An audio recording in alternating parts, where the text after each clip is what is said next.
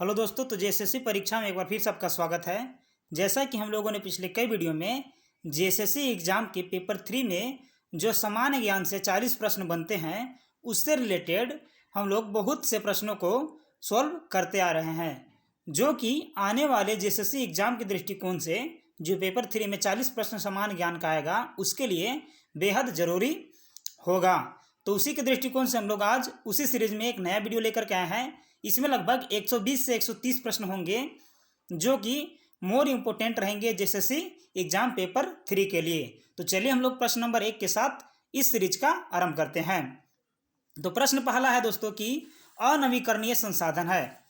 तो यहाँ से आपको बताना है कि दिए गए ऑप्शनों में से अनवीकरणीय संसाधन जो है वो कौन सा है। तो यहाँ पास जो ऑप्शन नंबर 3 हो जाएगा वो करेक्ट हो जाएगा, यानी कि option number 3 is the correct answer of this question, यानी कि खनिज जो है इसका बिल्कुल करेक्ट आंसर हो जाएगा। आगे है दूसरा प्रश्न कि नीली क्रांति से आशय है, मतलब नीली क्रांति से आप क्या समझते हैं। तो नीली क्रांति जो है वो मत्स्य पालन के लिए किया गया था ताकि मत्स्य पालन को एक बृहद पैमाने पर लाया जाए या उसे बढ़ावा दिया जा सके। ठीक है, उसी प्रकार आगे है दोस्तों प्रश्न नंबर 3 कि विश्व के 3/4 लोगों का खाद्यान्न है, मतलब जितने भी ऑल ओवर जनसंख्या है विश्व में उसमें 3/4 जो जनसंख्या निवास करती है, तो उसमें ज़्यादातर जो खाया जाने वाला चीज़ है वो क्या खाया जाता है।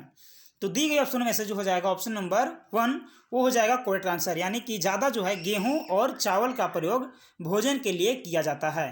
ठीक है, चलिए आगे है अगला प्रश्न कि चावल के उत्पादन में विश्व का प्रथम देश कौन है। ठीक है, तो चावल का उत्पादन में जो विश्व का प्रथम देश है वो चाइना है। याद रखिएगा, China is the greater country जहां पर जो है चावल उत्पादन किया जाता है। ठीक है, अगला है प्रश्न कि धान की खेती में किस जैव उर्वरक का उपयोग किया जाता है। ठीक है, तो जैव उर्वरक का उपयोग के बारे में बताया जा रहा है। तो वहाँ पास नील हरित सवेल का उपयोग करके हम लोग धान की खेती में एक बृहद पैमाने पर वृद्धि ला सकते हैं। ठीक है, यदि हम लोग धान में नीले हरित शैवाल से बने उर्वरक का प्रयोग करेंगे तब। ठीक है, अगला प्रश्न है कि प्राकृतिक गैस की दृष्टि से विश्व का सबसे धनी देश बताना है कि जहां पास प्राकृतिक गैस विश्व में सर्वाधिक मात्रा में पाया जाता है। तो देश हो जाएगा संयुक्त राज्य अमेरिका। ठीक है, चलिए आगे है यहाँ पास कि किस आणविक खनिज में भारत जो है वो धनी है। ठीक है, मतलब नंबर 1 के साथ है, तो थोरियम की अधिकता में भारत जो है नंबर 1 पर है। ठीक है, आगे है विकासशील देशों में ईंधन का सबसे बड़ा स्रोत है। तो बताना है कि विकासशील देशों में ईंधन जो है सबसे ज़्यादा मात्रा में पाया जाता है वो कौन सा ईंधन है। तो वहाँ पास कोयला पाया जाता है। Option number 1 is the correct answer of this question. चलिए आगे बढ़ते हैं। आगे है कि ऊर्जा संकट का समाधान है। तो ऊर्जा संकट का समाधान को लेकर के प्रश्न है। तो ऊर्जा संकट का समाधान जो है वो है वैकल्पिक ऊर्जा। ठीक है, यानी कि वैकल्पिक ऊर्जा का उपयोग करके हम लोग ऊर्जा संकट का समाधान कर सकते हैं।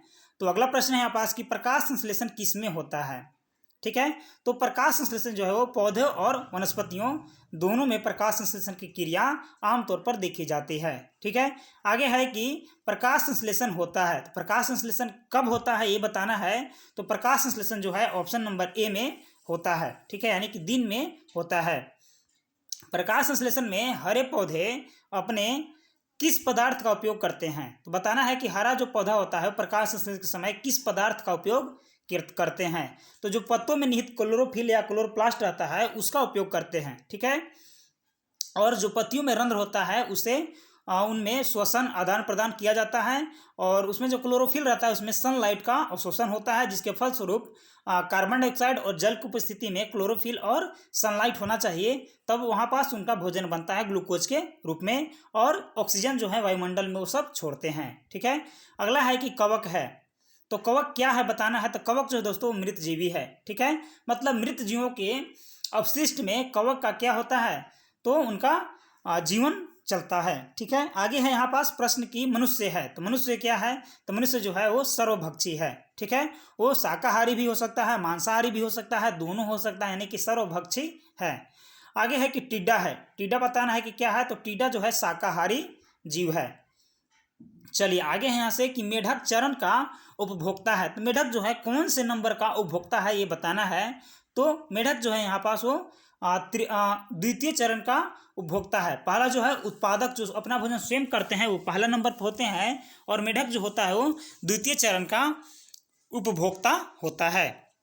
अगला प्रश्न है कि शेर, बाघ, चीते और तेंदुआ आदि हैं, तो बताना है कि ये सब जो है वो क्या है, तो ये सब तृतीय चरण में आते हैं, ठीक है, यानी कि तृतीय चरण के उपभोक्ता हैं।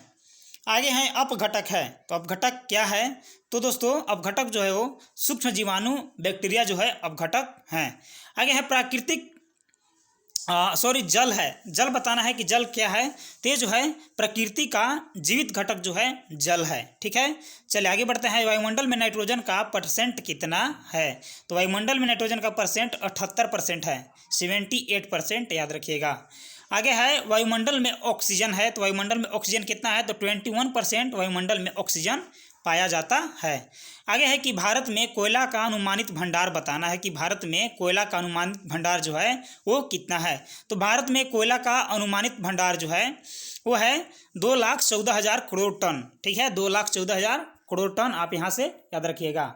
अगला प्रश्न है कि कोयला द्वारा भारत में कुल उत्पादित बिजली है, मतलब कितना परसेंट बिजली जो है वो कोयले द्वारा उत्पादन किया जाता है, तो भारत का लगभग 60% जो बिजली है वो कोयले की मदद से उत्पादन किया जाता है। आगे है कि कोयला उत्पादन में भारत का विश्व में स्थान है, तो कौन सा स्थान है, तो कोयला उत्पादन के दृष्टिकोण से भारत का जो स्थान है वो विश्व में 5वां स्थान है, यानी कि 5वां नंबर का सर्वाधिक कोयला उत्पादन करने वाला देश कौन सा है, तो भारत है। चलिए आगे बढ़ते हैं। तो विश्व का कोयला संसाधन का भारत में उपलब्धि प्रतिशत बताना है कि भारत में विश्व का कोयला संसाधन में कितना परसेंट उपलब्धि हासिल है, तो भारत का 0.81% जो है कोयला उत्पादन में उपलब्धि हासिल हुई है ऑल ओवर वर्ल्ड में, ठीक है। आगे है अपमार्जक डिटर्जेंट से प्रदूषित होता है, तो बताना है डिटर्जेंट से जो है प्रदूषित होता है क्या होता है, तो वायु, जल, मनुष्य और जीव जंतु, यानी कि ये सभी जो है प्रदूषित होते हैं। आगे है कि चरने वाला पशु है, तो बताना है कि चरने वाला पशु जो है वो कौन होता है, तो प्राथमिक उपभोक्ता जो होता है वो चरने वाला पशु होता है। मांसाहारी है, ठीक है, मांसाहारी बताना है कि क्या है, तो द्वितीय चरण के उपभोक्ता को मांसाहारी कहा जाता है। आगे है जैव विविधता शब्द का प्रथम प्रयोक्ता वैज्ञानिक है, तो जैव विविधता शब्द का प्रथम प्रयोक्ता वैज्ञानिक जो है वो है E.A. नोर्स, याद रखिएगा E.A. नोर्स, ठीक है। पृथ्वी सम्मेलन हुआ था, बताना है कि पृथ्वी सम्मेलन कब हुआ था, तो पृथ्वी सम्मेलन 1992 में किया गया था, याद रखिएगा 1992 में पृथ्वी सम्मेलन किया गया था। आगे है कि दिन में हरे पौधे छोड़ते हैं, तो दिन में हरे पौधे क्या छोड़ते हैं, तो दिन में हरे पौधे ऑक्सीजन छोड़ते हैं और कार्बन डाइऑक्साइड का ग्रहण करते हैं, ठीक है। चलिए आगे है कि रात में पौधे छोड़ते हैं, तो रात में जो जस्ट अपोजिट हो जाता है, रात में कार्बन डाइऑक्साइड जो है वो छोड़ते हैं, ठीक है। चलिए आगे है अगला प्रश्न कि 20वीं शताब्दी का सबसे गर्म वर्ष था, तो 20वीं शताब्दी का जो सबसे गर्म वर्ष था दोस्तों वो था 1988 का वर्ष, उस समय जो है तापमान बहुत ज़्यादा था पृथ्वी पर, ठीक है। चलिए आगे है पारिस्थितिकी प्रकृति की संरचना एवं कार्य का अध्ययन है, तो कथन बताना है कि क्या है, तो ये जो कथन है दोस्तों ये E.P. ओडम के द्वारा दिया गया था, E.P. ओडम के द्वारा दिया गया था। ग्रीन हाउस प्रभाव उत्पन्न करने वाला गैस का कारण है, तो ग्रीन हाउस उत्पन्न करने वाला गैस का कारण है क्या है, तो वन का विनाश होना ग्रीन हाउस प्रभाव उत्पन्न करने वाले गैस का बढ़ने का कारण है वन विनाश, ठीक है। आगे है फ्लोरोसिस नामक बीमारी का कारण बताना है कि फ्लोरोसिस नामक बीमारी का जो प्रमुख कारण हो क्या है, तो मृदा प्रदूषण जो है फ्लोरोसिस नामक बीमारी का प्रमुख कारण माना जाता है। आगे है ओजोन परत क्षय का कारण क्या है, तो ओजोन परत क्षय का कारण है CFC का बढ़ना, यानी कि क्लोरोफ्लोरोकार्बन का वायुमंडल में बढ़ना। तो CFC कहाँ से आता है, तो रेफ्रिजरेटर से आता है, एयर कंडीशनर यानी कि AC से आता है, तो वहाँ से इसका CFC जो है वो निकलता है, ठीक है। तो इसी से जो है ओजोन परत वो दिन प्रतिदिन क्षय हो रहा है, ठीक है। और ओजोन परत जो है कहाँ पाया जाता है, तो वो जो है समताप मंडल में पाया जाता है, याद रखिएगा, ठीक है। क्षोभ मंडल के जस्ट ऊपर वाला मंडल समताप मंडल में। आगे है स्वचल वाहनों में धुआं में होता है, तो स्वचालित वाहनों में धुआं में क्या होता है, तो कार्बन मोनोऑक्साइड होता है, याद रखिएगा CO, कार्बन मोनोऑक्साइड स्वचालित वाहनों में पाया जाता है। झूम खेती से सर्वाधिक वन विनाश हुआ है, तो झूम खेती से सर्वाधिक वन विनाश जो है वो हिमालय की तलहटी में होता है, याद रखिएगा। झूम खेती से सर्वाधिक वन विनाश कहाँ हुआ है, तो हिमालय के तलहटी क्षेत्रों में ज़्यादा वन विनाश देखा गया है। आगे है वन विनाश पर्यावरण को किस रूप में प्रभावित करता है, तो वन विनाश पर्यावरण को दोस्तों वो जो है ग्रीन हाउस प्रभाव वाले गैसों में वृद्धि होने के कारण जो है पर्यावरण का विनाश होता है, यानी कि option number A is the correct answer of this question. आगे है कि पर्यावरण संरक्षण का अर्थ है, पर्यावरण संरक्षण का अर्थ बताना है, तो इसका अर्थ हो जाएगा दोस्तों, वो हो जाएगा वृक्षों का संरक्षण और प्राकृतिक संसाधनों का संरक्षण। इससे जो है पर्यावरण का संरक्षण होगा, ठीक है। और यदि वृक्षों का संरक्षण नहीं करेंगे और यदि प्राकृतिक संसाधनों का संरक्षण नहीं करेंगे तो उनका जो है पर्यावरण का संरक्षण नहीं हो पाएगा। याद रखिएगा, प्राकृतिक संसाधनों का संरक्षण जिसमें कि वृक्ष भी शामिल हैं, ठीक है। चलिए आगे बढ़ते हैं। इससे आगे है कि भारत में जनसंख्या में वृद्धि का कारण बताना है। तो भारत में जनसंख्या का वृद्धि का जो कारण है वो है उष्णकटिबंधीय देश होना, ठीक है। इसीलिए भारत में जनसंख्या वृद्धि ज़्यादा देखा जा रहा है, उष्णकटिबंधीय देश का होना, ठीक है। आगे है कि लड़कियां शीघ्र तरुणाई प्राप्त कर लेती है, ठीक है। तो ये जो है उष्णकटिबंधीय देशों में जो है लड़कियां शीघ्र ही तरुणाई प्रदान कर लेती है। याद रखिएगा, उष्णकटिबंधीय देश, ठीक है। आगे है भारत में जनसंख्या वृद्धि का प्रमुख कारण बताना है कि क्या हो सकता है। तो यही सामाजिक रूढ़ि जो है वो भारत में जनसंख्या वृद्धि का प्रमुख कारण हो सकता है, ठीक है। चलिए आगे है कि खनिज पदार्थ जिनसे निकाला जाता है उसे क्या कहा जाता है। तो खनिज पदार्थ जहाँ से निकलता है उसे अयस्क कहा जाता है। याद रखिएगा, बॉक्साइड अयस्क से क्या निकलता है, तो एल्यूमिनियम बॉक्साइड से निकलता है और हीमेटाइट से लोहा निकलता है, ठीक है। चलिए आगे बढ़ते हैं। तो अगला नंबर का प्रश्न है हमारा दोस्तों यहाँ पास कि जनसंख्या विस्फोट का कारण, ठीक है।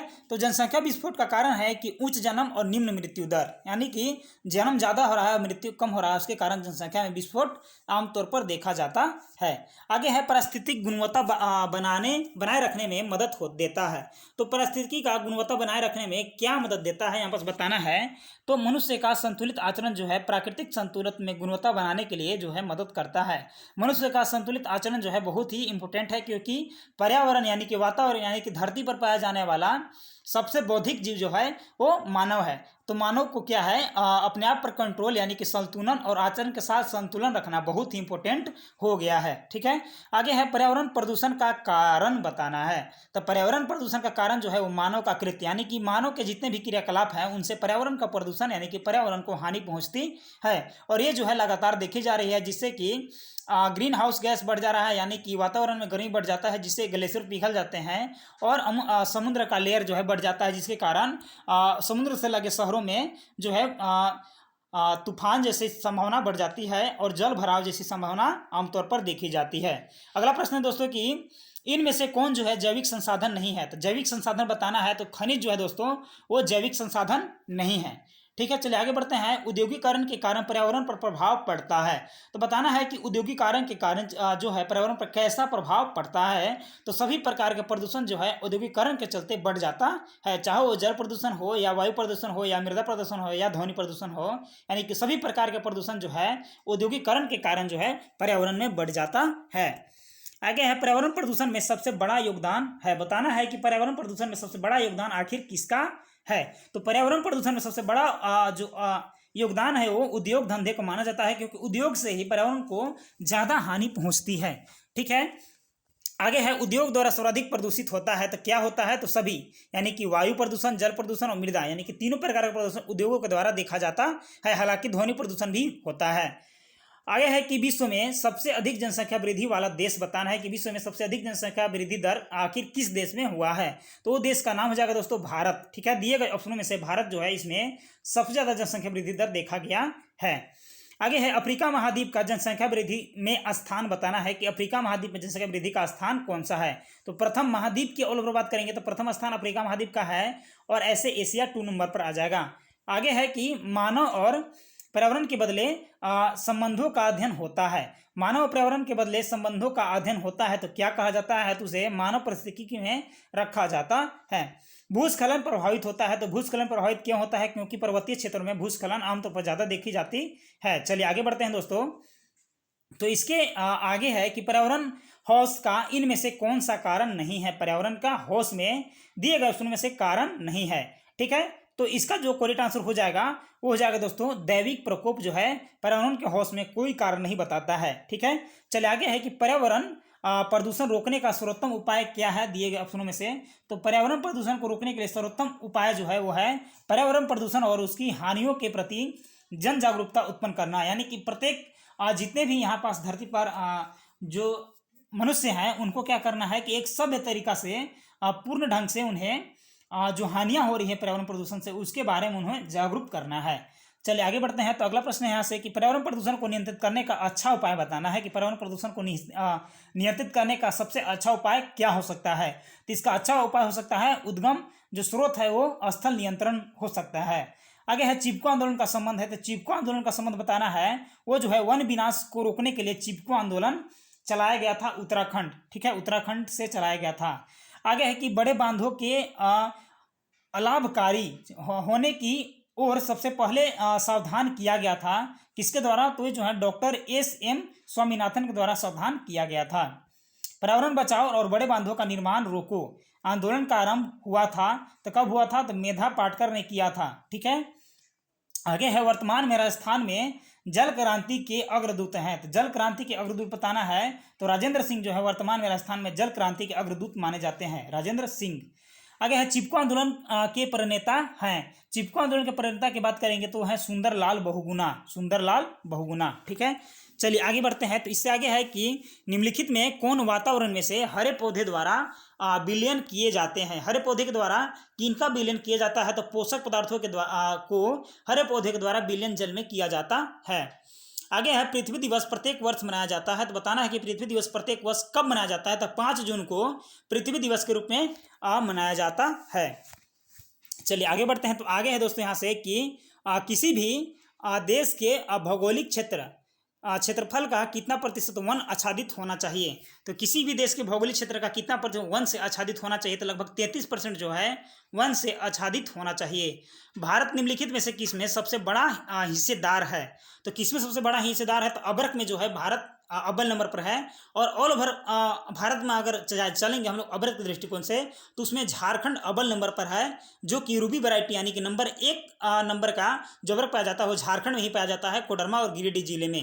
यानी कि टॉप पर क्या है? तो कोडरमा और गिरिडीह जिले ऑल ओवर इंडिया में, ठीक है। चलिए आगे बढ़ते हैं। यहाँ से है कि कोलेरा एवं टाइफाइड के कारण है। तो कोलेरा एवं टाइफाइड के कारण बताना है तो बैक्टीरिया जो है कोलेरा एवं टाइफाइड के प्रमुख कारण माने जाते हैं। चलिए आगे बढ़ते हैं कि किस ऊर्जा स्रोत की पूर्ण वापसी उसी दर से संभव है जिस दर से इसका प्रयोग होता है। मतलब जितना हम लोग उसका यूज कर रहे हैं वो कितना फिर से जो है रिसाइकल होकर के बन जा रहा है, ठीक है। तो उसका कोई स्रोत है बायोमास, ठीक है।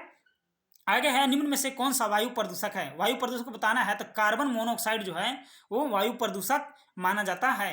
किस पेड़ को जंगल की आग कहते हैं? किस पेड़ को जंगल की आग कहते हैं? तो पलाश, पलाश को जंगल की आग कहा जाता है। यानी कि आमतौर में गर्मी के दिनों में पलाश में अपने आप आग लगने की परिघटना को देखा गया है, इसीलिए पलाश को जंगल की आग कहा जाता है। आगे बढ़ते हैं कि मीन माता बीमारी का कारण होता है। तो मीन माता बीमारी का कारण क्या होता है? पारा होता है, याद रखिएगा पारा इसका करेक्ट आंसर हो जाएगा। आगे बढ़ते हैं। ओजोन प्रतिरक्षा के लिए अंतर्राष्ट्रीय प्रोटोकॉल है। तो ओजोन प्रतिरक्षा के लिए अंतर्राष्ट्रीय प्रोटोकॉल जो है दोस्तों इसका करेक्ट आंसर हो जाएगा, वो हो जाएगा मॉन्ट्रियल प्रोटोकॉल। याद रखिएगा मॉन्ट्रियल प्रोटोकॉल हो जाएगा, ओजोन प्रतिरक्षा के लिए अंतर्राष्ट्रीय प्रोटोकॉल है, ठीक है। चलिए आगे बढ़ते हैं। निम्नलिखित में से भारत में कौन सी प्राणी संकटग्रस्त प्रजाति है? संकटग्रस्त प्रजाति कौन सी है? तो लोमड़ी, ठीक है। चलिए आगे बढ़ते हैं। संविधान की किस धारा के अनुसार पर्यावरण सुरक्षा भारतीय नागरिकों का मौलिक कर्तव्य है? तो वो आर्टिकल हो जाएगा आर्टिकल 51 का ए। आर्टिकल 51 का ए इज द करेक्ट आंसर। चलिए 51 के का याद रखिएगा। भारत में सबसे ज्यादा महिला साक्षरता दर किस राज्य में है? तो महिला साक्षरता दर जो है वो ऑल ओवर केरल में सबसे ज्यादा है, और केरल में पुरुषों का भी यानी कि ऑल ओवर इंडिया में केरल में जो है वो साक्षरता दर जो है ज्यादा है।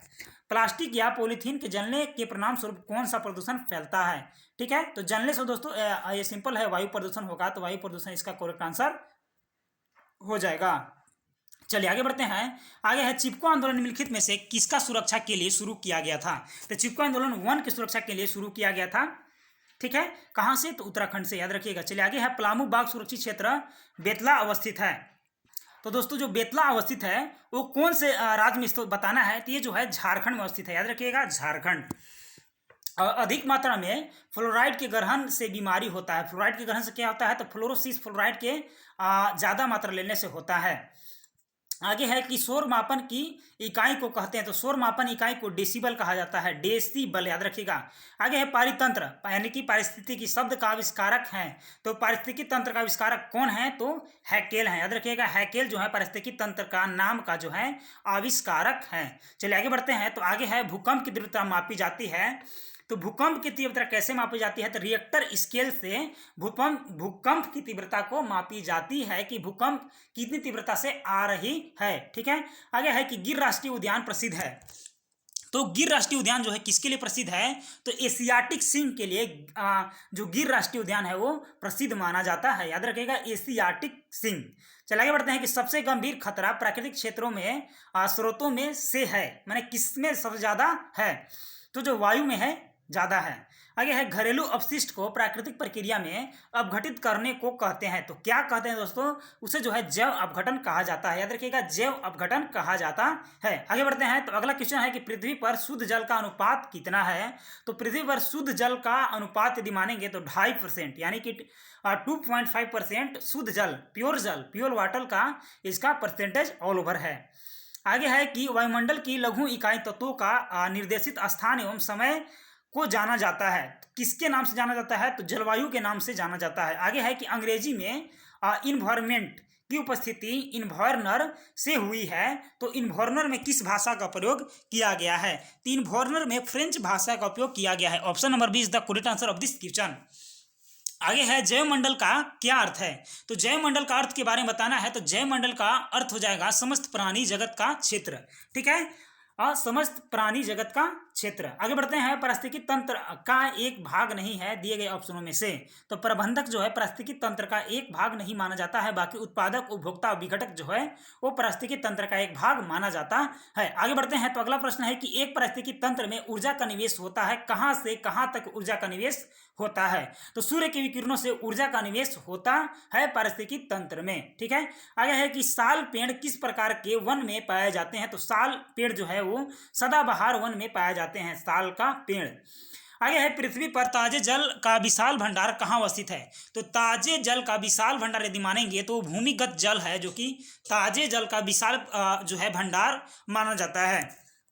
चलिए आगे बढ़ते हैं। तो अगला प्रश्न है कि वर्तमान समय में किस क्षेत्र में कोयला का प्रयोग नगण्य है, मतलब न के बराबर कोयला का प्रयोग आमतौर पर देखा जाता है, तो रेलवे परिवहन में अब कोयला का प्रयोग बहुत ही कम मात्रा में किया जा रहा है। हमारे पास बिजली से द्वारा जो है ट्रेन स्वचालन किया जाता है अब। ठीक है। चलिए आगे बढ़ते हैं। पेट्रोलियम किस प्रकार का ऊर्जा स्रोत है, बताना है कि पेट्रोलियम जो है किस प्रकार का ऊर्जा का स्रोत है, तो पेट्रोलियम जो है अनवीकरणीय है, यानी कि जो चीज़ फिर से बन सकता है, जो चीज़ फिर से जैसे कि उपयोग किए और वो कल फिर से आ जाएगा, यानी कि जैसे कि सनलाइट का उपयोग हम लोग आज किए सोलर से, ठीक है, बिजली उत्पादन करके, तो सनलाइट जो है वो कल भी आएगा। लेकिन मान लेते हैं कि एक बार पेट्रोल हम लोग उपयोग कर लिए हैं या पेट्रोलियम पदार्थ कोई चीज़ उपयोग कर लिए हैं, तो कल तो वो इतना आसानी से नहीं आ पाएगा। ठीक है। तो ये जो है अनवीकरणीय पदार्थ इसको कहा जाता है। चलिए आगे बढ़ते हैं। तो अगला प्रश्न है कि हॉट स्पॉट क्या है, तो हॉट स्पॉट वैसी जगह होती है जहां पर जैव विविधता के संवेदनशील क्षेत्र होते हैं। ठीक है। आगे है कि कस्तूरी मृग भारत में कहां पाई जाती है, तो कस्तूरी मृग जो है भारत में पश्चिमी हिमालय की पहाड़ियां में देखी जाती है, पश्चिमी हिमालय की पहाड़ियों में कस्तूरी मृग देखी जाती है। आगे बढ़ते हैं। तो कौन से जंगली जीव के साथ राजस्थान में बिश्नोई समुदाय का गहरा संबंध है, तो बिश्नोई समुदाय का सबसे गहरा संबंध है चिंकारा जीव जो है जंगली जीव है, उसके साथ बिश्नोई समुदाय का सबसे गहरा संबंध माना जाता है। भारत में जनसंख्या का 10 की वृद्धि दर जो कि 1991 से 2001 के दौरान जो है कितना मापा गया है, मतलब कितना % जो है वृद्धि हुआ है, तो ऑल ओवर 21.3.4 जो है इसका डेवलपमेंट देखा गया है जनसंख्या में, तो याद रखिएगा 21.34। आगे बढ़ते हैं। पराबैंगनी किरणों को जो है रोकी जाती है, तो पराबैंगनी किरणों जो है किसके द्वारा रोकी जाती है, तो ओजोन मंडल के द्वारा रोकी जाती है। आगे बढ़ते हैं। आगे है अम्लीय वर्षा का कारण है, तो अम्लीय वर्षा का कारण है SO2 याद रखिएगा। खाद्य श्रृंखला में ऊर्जा की उत्पत्ति होती है, तो ऊर्जा की उत्पत्ति जो है सबसे पहले पौधे से होती है। खाद्य श्रृंखला में नंबर 1 पर पौधा आता है, उसके बाद प्रथम उपभोक्ता आते हैं, जैसे मेढक वगैरह हो गए। आगे है सूर्य के प्रकाश की उपस्थिति में कौन सा प्रक्रिया संपन्न होता है, तो सूर्य के प्रकाश की उपस्थिति में मात्र एक ही प्रक्रिया है दिए गए ऑप्शनों में से, जो मोस्ट इंपोर्टेंट है वो है प्रकाश संश्लेषण। ठीक है।